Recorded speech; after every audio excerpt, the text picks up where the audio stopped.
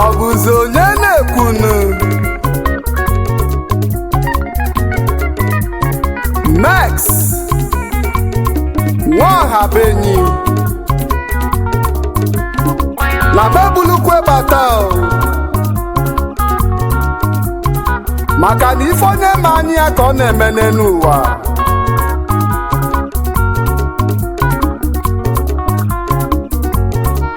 Solo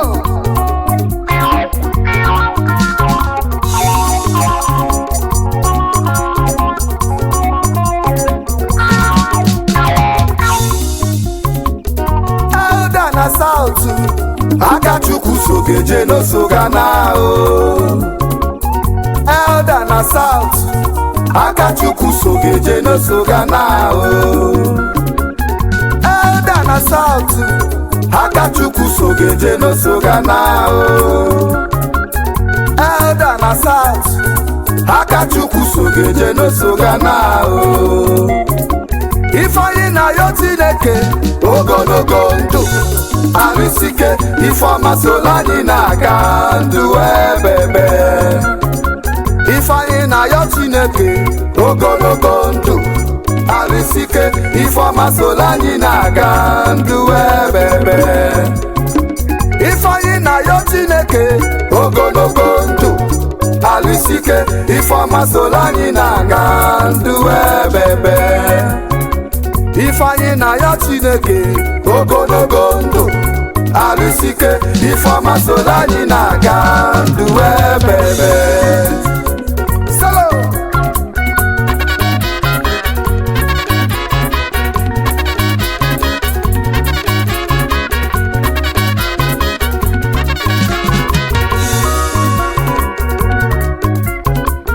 Elda na South, Elda na South,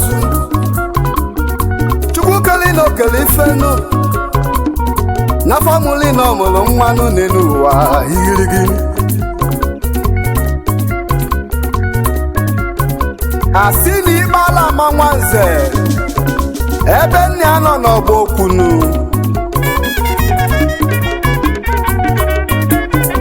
na nwannunu na-agba egwu n'ilonu na o nwezili ife na-akụli ya egwu n'ime ọsanụ. Nweze ọ na-efu na mba ka eji gwa dibịa eme mkpọrọgwụnụ n'ebe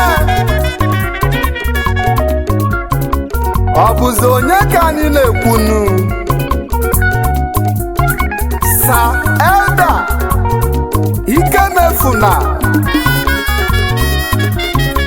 onye oche nne ya dị ojinu, Elder Statesman na Johannesburg, South Africa ka isi bilinu. A proud son of Pastor Benedict Ugwuanyi na lọlọ ya nụ Rebecca Ugwuanyi afọmụlụ Sa Elda n'Ogbo Ụmụọma Community Enugu Ezike Nkwa.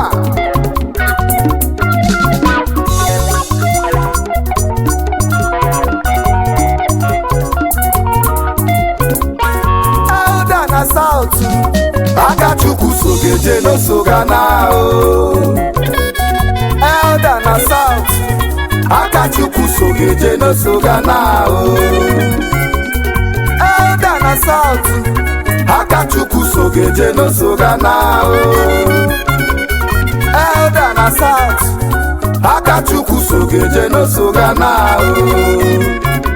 Ifeanyi na yo Chineke ogologo ndụ arisike ifeọma solo anyị na-aga ndụ ebebe.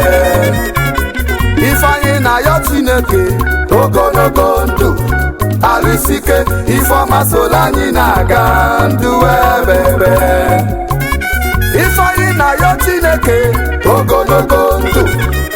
Arisike Ifeọma soro anyị na-aga ndụ ebebe. Ifeanyị na ya Chineke ogologo ndụ. Arisike Ifeọma soro anyị na-aga ndụ ebebe. Solo nwoke nkọlụ akụkọ nụ maka Eda na South. Asị na to be a man is not a day job. Maka na mbelede nyili dikenu, mana mbelede ka ejizi anwa dikenu. Elda Ikemefuna obele mma wee bido wee tobenu.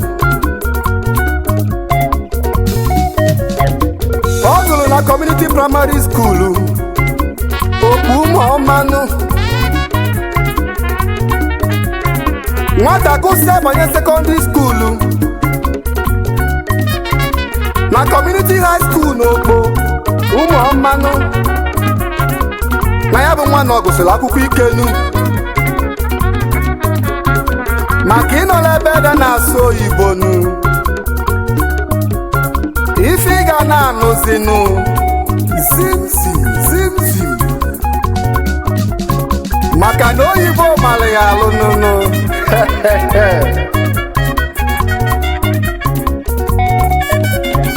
Na secondary school ka o jekwaziri mụ ọlụ POP maka ya bụ nwatakịrị na-agba mbọ nụ. Mr.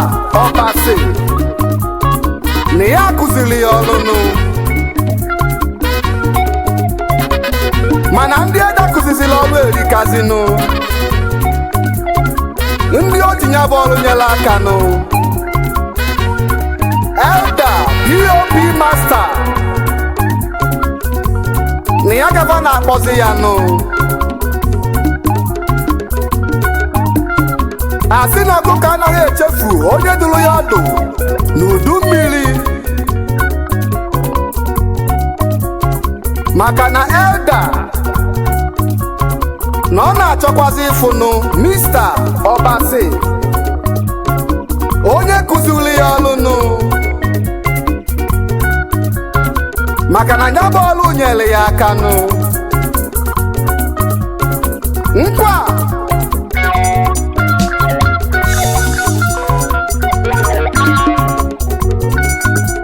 egwu aka akanụ Ọbanye Hill College of Education na Nasarawa Steeti ebe ọ nọzi nweta NCE on Biochemistry. Ọbanye Executive Professional Institute wee na-alụfa degree on Public Health. Ka nwatakịrị gụsịzịrị akwụkwọ nụ, nwoke wee bido gbawa mbọ nụ. Na Elda mesịzịrị mepe pharmacy store,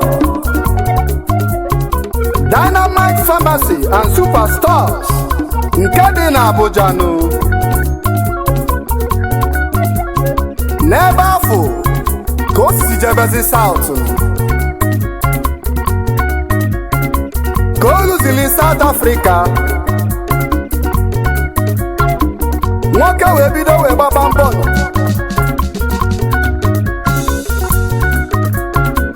Asị na onye gba bọọlụ ọlacha oloma. No food for lazy man. Maka na ife onye kụrụ n'ụdị mmiri na ya ka ọ na-awọ n'ọkọchị. Elda na South, Sir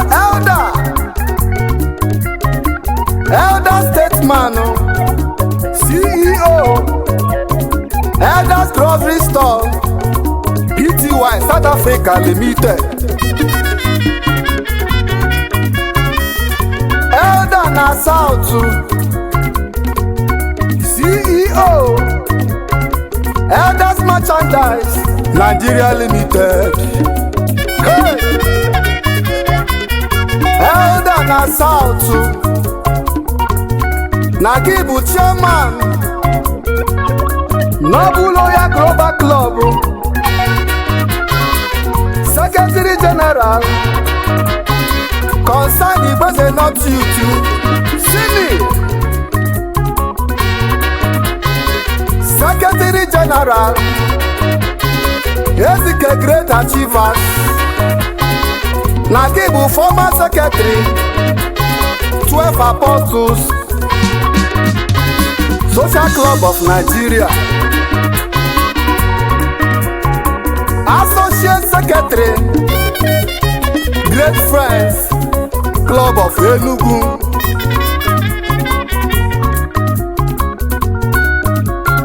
as in and beside every successful man there is a queen. Name me up your man. Ani nekenenu Lolo Mercy Chioma Ikebefuna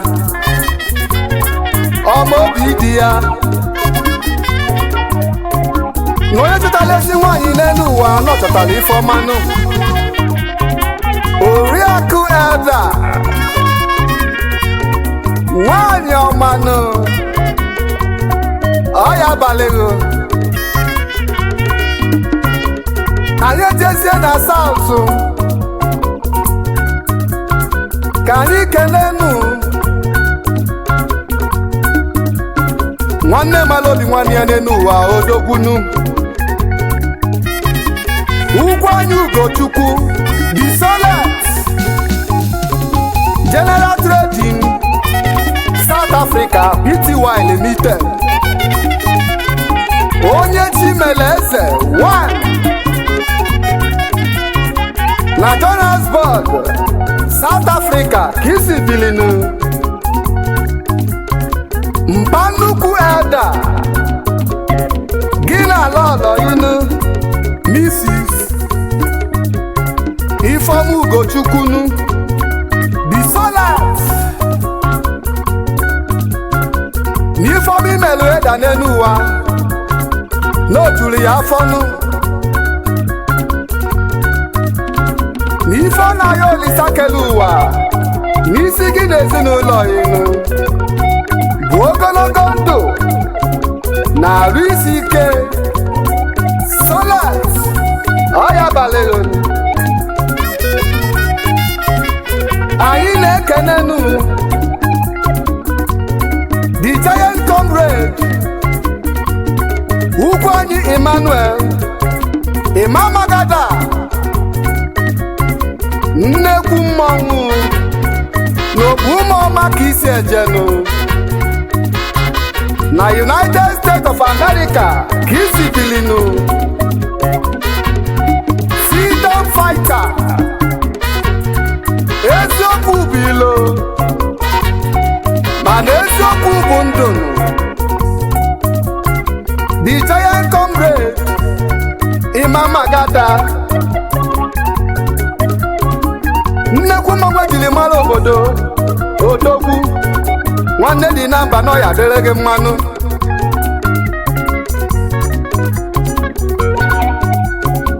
Anyị abata Nigeria ya ba Lagos steeti ka anyị na-ejezinu. Onye ka anyị na-achọnụ? Ugwu anyị Sebastian Alfred, CEO Sab US Fabrics Nigeria Limited, Akusinachi ezigbo nwafọ Okpumọma Enugu Ezike Solo.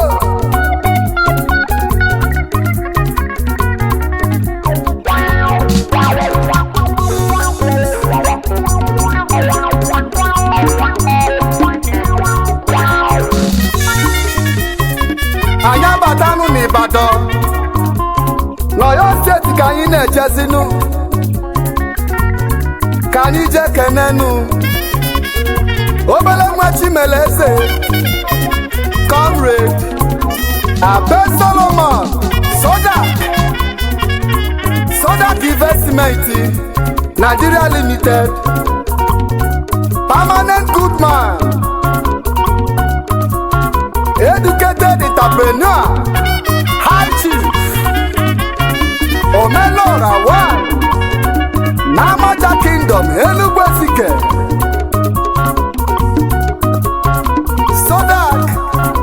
Sodak no ya dịrị mmanụ, Sodak ni kwesịrịnụ. Ụlaga na-achụ odogwu ọsọ, Sodak nnukwu mmọnwụ.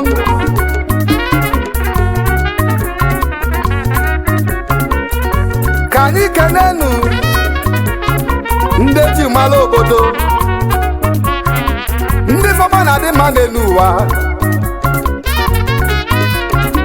Matias Samson Tochukwu Ochudo One n'Ogbumọma Community,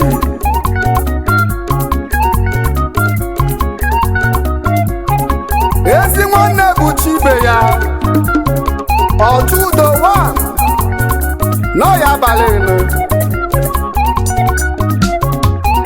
Ka anyị kenenu ndị ji mara obodo, Injinia Majesty MCC International Majesty Construction Company, the Financial Apostle Odogwu n'isokwasịnụ. Ka anyị kenenu John Zebedi, CEO JC Zensinale Integrated Rescuers Nigeria Limited Odogwu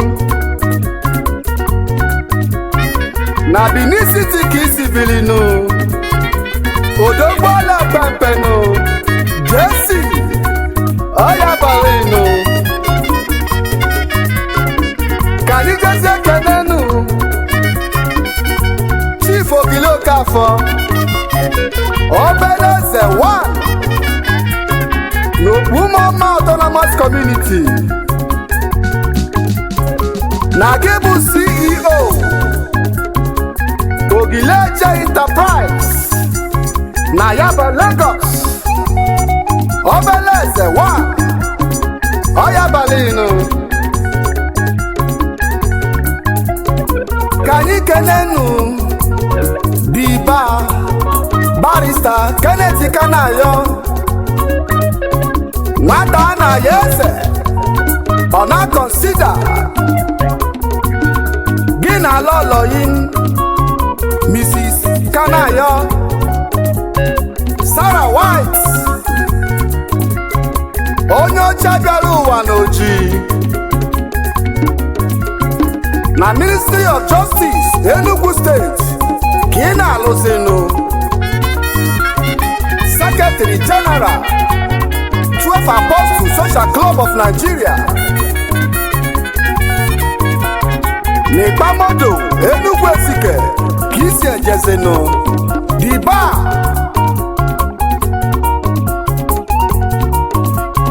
anyị wee na-ekene Ikechukwu ugwu anyị Ikolisis na Japan ka ị nọzinụ.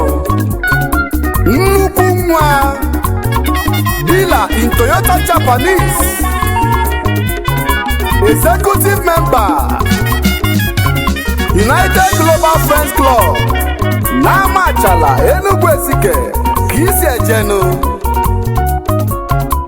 Ikolisis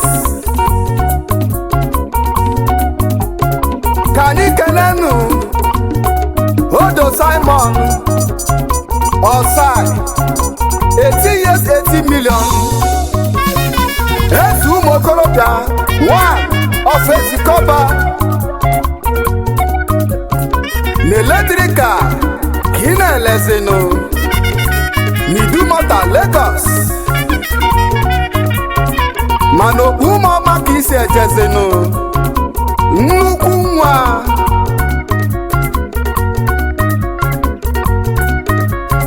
ka anyị kenenu Eya Ifeanyi Godwin Indian Rubies egbe hit ọtọgalari na India Ojalatemogo Ezeoyi Elda n'okpu ụmụọma ka isi ejezinu Indian Rubies ka anyị kenenu Onu Victor Eze Nwata na Electrical Telecommunication Idumota na Lagos ọgaranya na-enyelu ụmụ ogbenye aka n'okpu ụmụọma ka isi kwasị ejezinu Eze Nwata ka anyị kenenu Onu Celestina Arinze Emi Soft na United Kingdom ka isi ejezinu Importer and Exporter Emi Soft Holdings Nigeria Limited Honorable Member United Global Friends Club nnekwu mmadụ n'isi ugwu Ejago Enugu Ezike ka isi ejezinu Emi Soft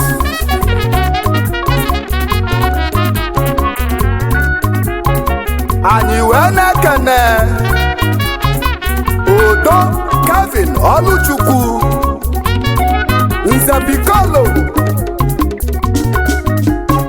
CEO MPCC Executive Member United Global Friends Club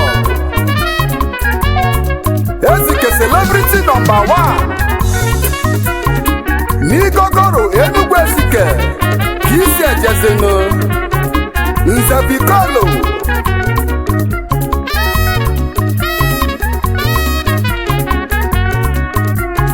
ka anyị kenezia Odo Ekene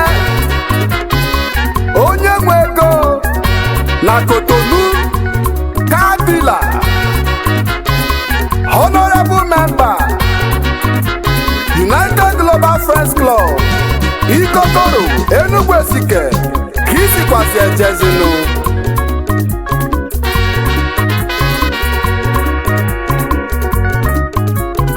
ka anyị kenenu Idoko Timothy Unbeatable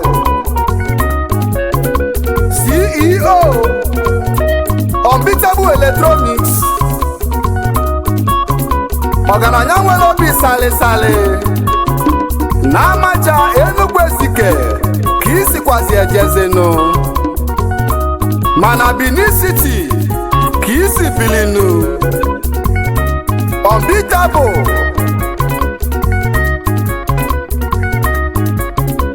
anyị wee na-ekene ọdịnaka Esecha Peacemaker na United Kingdom ka isi ejezinu Akusinachi Honorable Member United Global Friends Club n'Igogoro Enugu Ezike ka isi kwasị ejezinu ọdịnaka Esecha Peacemaker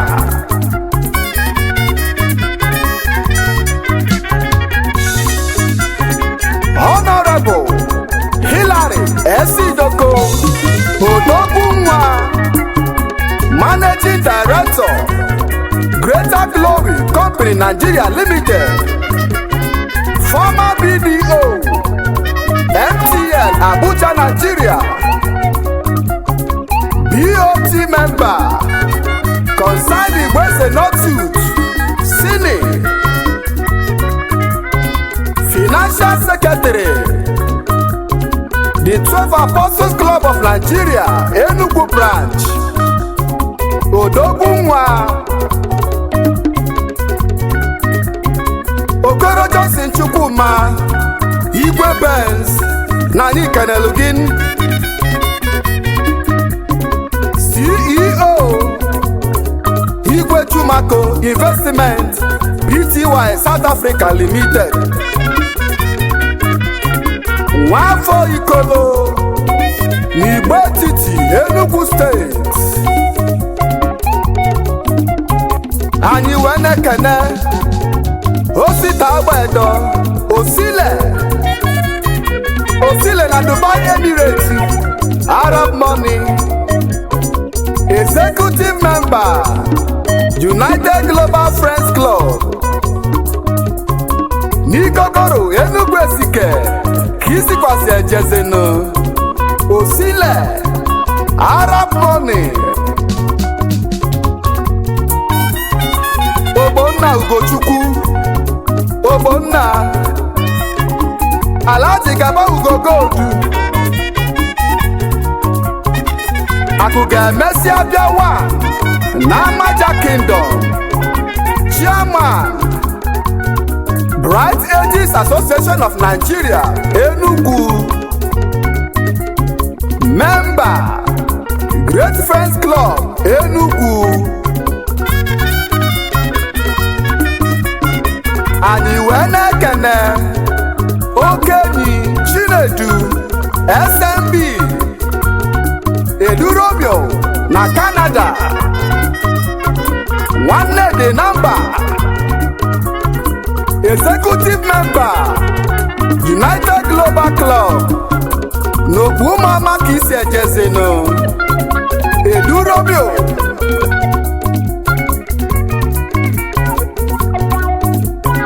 Chief Tobias Uramuda Nibi na South America, the first apostle of the 12 Apostle Social Club of Nigeria, Onyoma Siaji Enugu Esike Uramuda,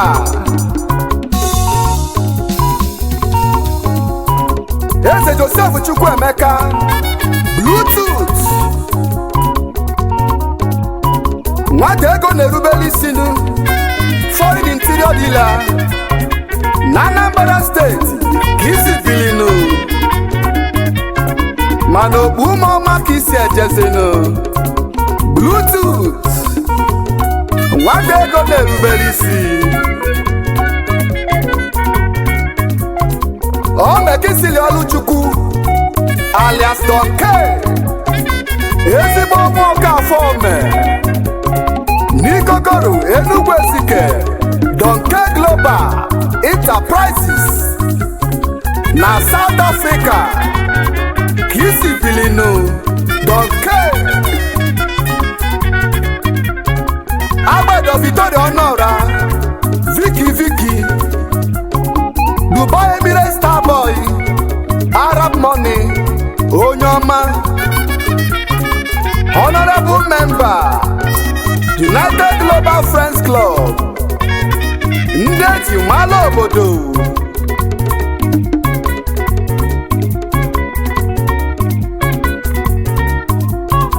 Ayago Stanley Cyprian Ojido Onyemu, one of Ikokoro, CEO Sensible Global Ventures, Nagibukwa CEO Sensible Foundation n'Umucha Ikokoro Enugu Esike ka isi ejezenu. Cyprus Base Honorable Member United Global Friends Club, Meks Akalia mana ọ bịala ije nwụna. Solo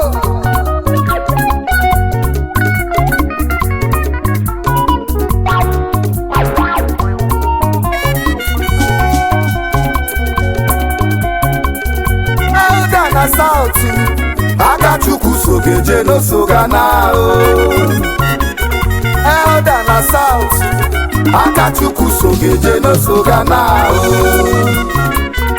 Elda na South Akachukwu sogeje n'Osogana elda na South aka Chukwu sogeje n'osoga na Ifeanyi na yo Chineke ogologo ndụ arisike Ifeọma soro anyị na-aga ndụ ebebe Ifeanyi na yo Chineke ogologo ndụ arisike Ifeọma soro anyị na-aga ndụ ebebe Ifeanyi na yo Chineke ogologo ndụ arisike Ifeọma soro anyị na-aga ndụ ebebe Ifeanyi na yo Chineke ogologo ndụ arisike Ifeọma soro anyị na-aga ndụ ebebe